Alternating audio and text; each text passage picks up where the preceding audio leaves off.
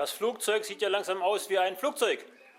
So, wir haben ja vorne den Spannturm aus 3 Streben, der den Flügel hält. Und die hintere Strebe, die ist längenverstellbar und die muss ich noch anfertigen.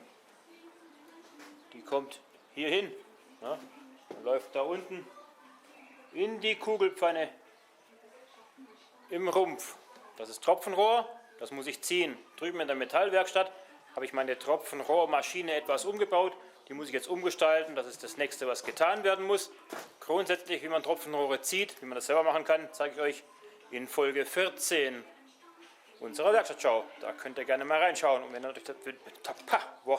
wenn euch das interessiert.